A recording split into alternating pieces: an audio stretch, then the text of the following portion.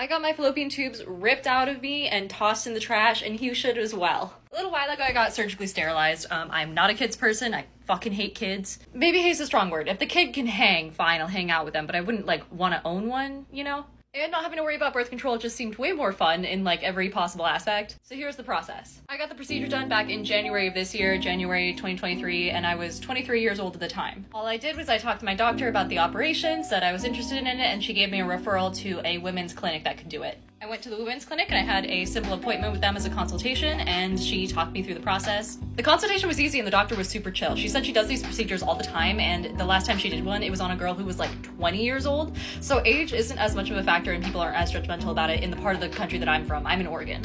And since Roe v. Wade got overturned, it's been more and more popular in general. I went in fully expecting her to ask me like, oh, are you sure you don't want kids? Can you give me every reason why you don't want kids? What if your husband wants kids? None of that happened. In fact, the only thing she told me is that she was like, hey, by the way, like, you know, just for posterity and all that, I have to let you know that some women do get this procedure and then they feel regret for it. To which I was just like, yeah, I know. Do you know the statistic on how many people have kids and then regret it? Because I guarantee that's a lot higher. And she was like, fair enough, let's continue. Now, the way it works is if you have private insurance, you can get the procedure done at any age. Hence why she did it on a 20-year-old. If you have government insurance, I believe the minimum age is 21 though, so just be aware of that. And the fun part is, if you've met your insurance deductible and everything, insurance has to pay for it. It's part of the Affordable Care Act. It doesn't apply to vasectomies, unfortunately, but for sterilization, it was entirely free. There's a couple of ways people do the procedure. You can get your tubes like tied, you know. This involves like cutting them and then cauterizing them, or, you know, inserting a little clip so that they're held shut. And that way the egg can't pass through. But that's considered like a really old method of doing it. They have a new method now where they just take out the fallopian tube entirely. They have these cool scissors now that use some sort of like vibration or some sort of sonic technology,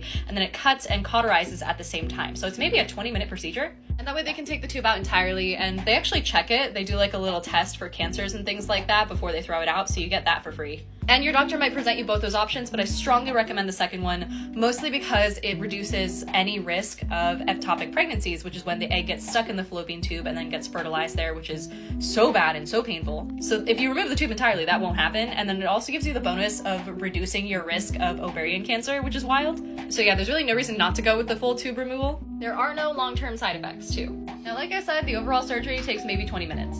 What they do is they pump your internal cavities full of like some sort of gas to help push the intestines and all that out of the way. They also, for me, used a laparoscope, which is just like a little scope that went in through my belly button, and then used that to guide the procedure. And they just made 2 incisions here and here, took them out, and then they were done.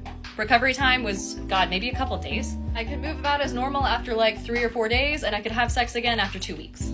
I believe they gave me Percocet for the pain and then Zofran to deal with the nausea that pain medication causes. But the overall pain was so minimal, I stopped using it after day 2. And then after that, you can rotate between ibuprofen and Tylenol. This is a permanent procedure. You can't undo it, but it's like the most protected you're gonna get. And on the very slight chance that you do change your mind for whatever fucking reason, and you decide to have a kid in this day and age, which I will judge you heavily for, you can of course adopt, but you can also still do IVF. So you can still have a kid, but you have to be like super intentional about it. The scars are also so low key. The one that was for the scope that went inside my belly button is literally so far inside you cannot see it under normal circumstances. And then the 2 that are by my ovaries where they went in with like the little scissors are here. You can kind of see that. And then right about here. They are perfectly hidden by underwear, bikinis. Like, she was so good. She said she very intentionally placed them like kind of higher up than normal, so that way they couldn't be seen. But it's still a fun party trick to be like, yeah, I've got sterilized. Like, here you go. Ask me anything. At least I really like being able to show it off sometimes, but only when I want to, you know? Obviously, shit's really scary right now in a post-Roe world, and with legislators who are as old as dinosaurs trying to tell us what to do with our birth control. It's scary. So I'm here to help answer any questions that you guys might have. I, for one, strongly encourage it, and I tell everyone I know that I got the surgery and that they should think about it if they know they don't want to have kids at any point in the future.